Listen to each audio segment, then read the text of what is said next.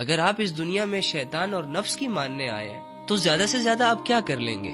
زنا کر لیں گے، چوریاں کر لیں گے، قتل و غارت کر لیں گے، بڑے سے بڑا گناہ، بڑی سے بڑی بے حیائی، بڑی سے بڑی گمراہی کتنا فائدہ دے سکتے ہیں ایک انسان کو؟ زیادہ سے زیادہ نفس اور شیطان کی غلامی میں زیادہ سے زیادہ امیر ہو جاؤ گے، لڑکیوں کا مجمع اکٹھا کر لو گے، مشہور ہو جاؤ گے۔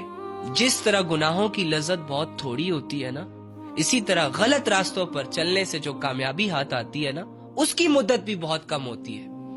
جس طرح لذت ختم ہو جاتی ہے، اسی طرح وہ تمام کامیابیاں، وہ تمام شہرتیں، وہ تمام عزتیں بھی ختم ہو جاتی ہیں جو گناہوں، بے حیائیوں اور نافرمانیوں کی وجہ سے انسان اویل کرتا ہے۔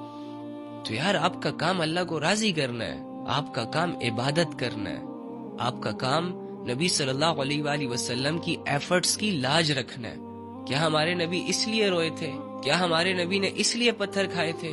کیا ہمارے نبی صلی اللہ علیہ وآلہ وسلم نے اس لیے لوگوں کی باتیں سنی تھی کہ اس کی امت یہ سب کرے جو ہم کر رہے ہیں، جس کے امتی ہونے کا ہم دعویٰ کرتے ہیں؟ کیا اس نبی نے ایسی امت کی خواہش کی تھی کہ جو امت اللہ اور اس کے رسول کے نام پر لوگوں کو دھوکہ دے رہی ہے، کلمے کا لباس پہن کر ہر وہ کام کر رہی ہے جس سے پوری دنیا میں کلمہ بدنام ہو، مسلمانوں کی پہچان، مسلمانوں کی شناخت بگڑ جائے؟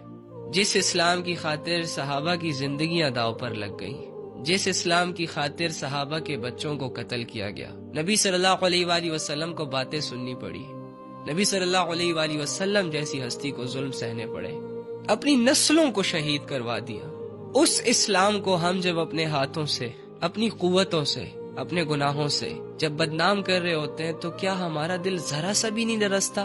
ذرا سا بھی ڈر پیدا نہیں ہوتا اس دل میں؟